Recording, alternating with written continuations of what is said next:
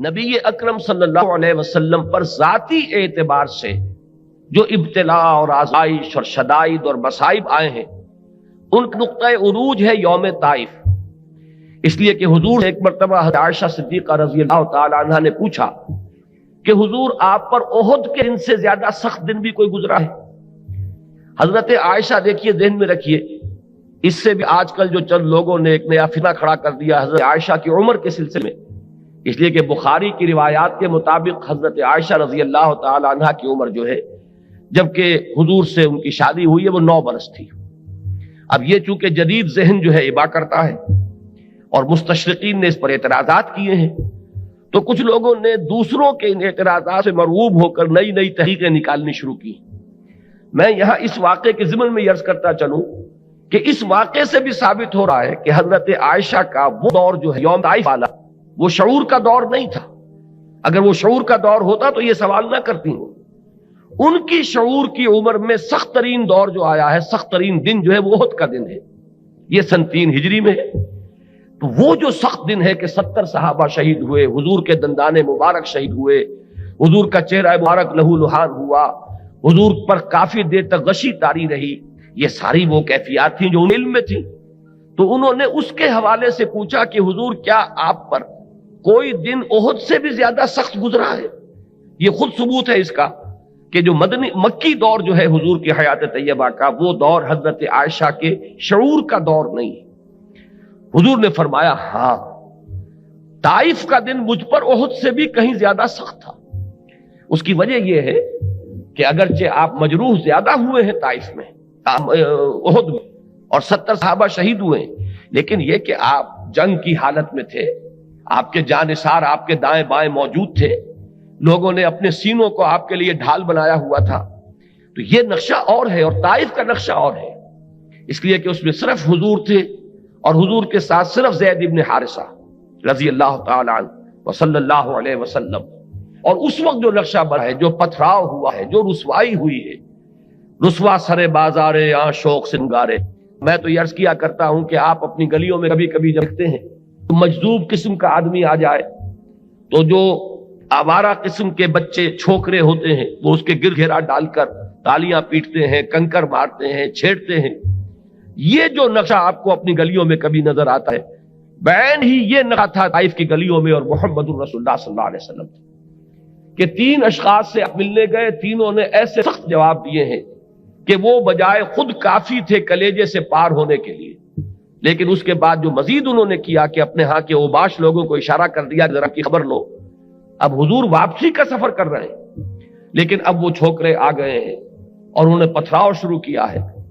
اور حضرت زید ابن حارثہ اب ادھر سے روکتے ہیں، اپنے آپ کو ڈھال بناتے ہیں حضور کے لیے، تو وہ پتھر ادھر سے آ رہا ہے. ادھر ہٹتے ہیں تو ادھر سے پتھراؤ ہو رہا ہے. اور خاص طور پر الفاظ آئے ہیں کہ ٹخنے کی ہڈی کو تاک تاک کر پتھر مارے جا رہے ہیں، جس میں مبارک لہو لہان ہو گیا ہے. حضور صلی اللہ علیہ وسلم کمزوری کی وجہ سے، زیادہ خون بہ جانے کی وجہ سے، ضعف کی وجہ سے ایک جگہ بیٹھ گئے ہیں. تو 2 غنڈے آتے ہیں، ایک بائیں ہاتھ بغل میں ہاتھ ڈالتا ہے، ایک دائیں میں، اور آ کر دیتے ہیں کہ اٹھیے چلیے یہاں سے. یہ نقشہ ہے طائف کا. تو ذاتی ابتلا جو ہے محمد الرسول اللہ صلی اللہ علیہ وسلم پر، وہ اپنے نقطۂ عروج کو پہنچ گئی ہے یوم طائف میں. یہی وجہ ہے کہ یہ اب ٹرننگ پوائنٹ بن گیا کہ اسی پر جب آپ واپس آ رہے تھے اور تھوڑی دیر کے لیے ایک باغ میں بیٹھے استراحت کے لیے، تو وہاں ملک الجبال حاضر ہوتا ہے حضور کی خدمت میں کہ میں فرشتہ ہوں جو پہاڑوں پر مامور ہوں، اور مجھے اللہ تعالیٰ نے حکم دیا ہے کہ اگر آپ فرمائیں تو میں ان پہاڑوں کو آپس میں ٹکرا دوں جنہیں مابین یہ طائف کی بستی آباد ہے، تاکہ اس کے رہنے والے پسر سرما بن جائیں. لیکن حضور صلی اللہ علیہ وسلم نے فرمایا کہ نہیں، کیا عجب کہ اللہ تعالیٰ ان کی آئندہ نسلوں کو ہدایت دے دے. اور میں اس موقع پر کہا کرتا ہوں، اس وقت بھی ذہن منتقل ہو گیا کہ ہمیں خاص طور پر اس واقعے کے ساتھ ایک بڑا قلبی تعلق ہے، اس لیے کہ یہ جو باب الاسلام ہے سندھ جس میں آپ بیٹھے ہوئے ہیں، اس میں اسلام کا جھنڈا لے کر آنے والے محمد ابن قاسم ثقفی تھے، طائف کے رہنے والے. یہ ثقیف کا جو قبیلہ ہے یہ طائف کا قبیلہ ہے، وہ ثقفی تھے. تو ان کے ذریعے سے یہاں تک اسلام پہنچا ہے.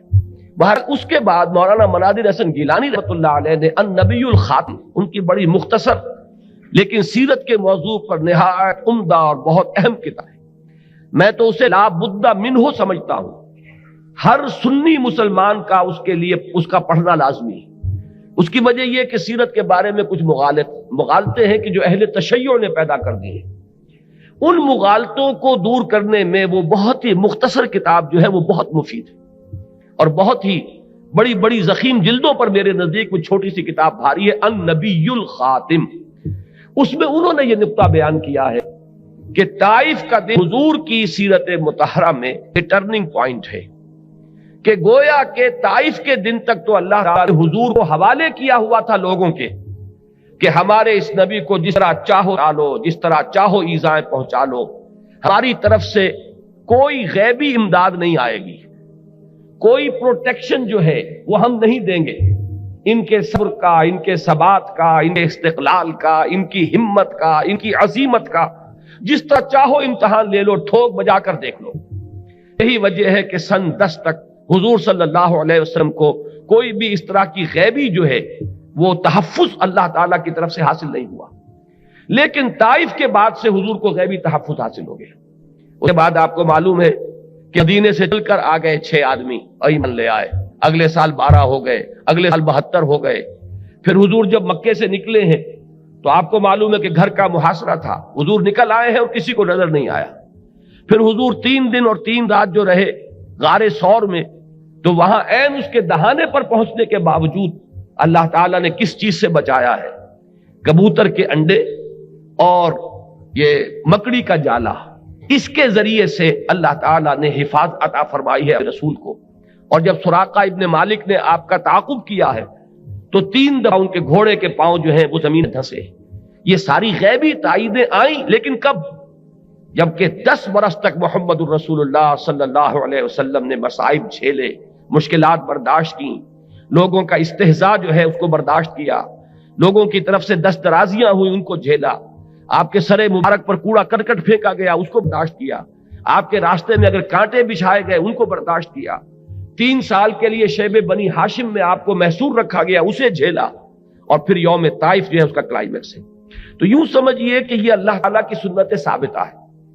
جب امتحان کامل ہو جاتا ہے اور کوئی شخص اپنے خلوص ایمان کا ثبوت فراہم کر دیتا ہے، اب اللہ تعالیٰ کی طرف سے غیبی نصرت اور غیبی تائید آ جاتی ہے.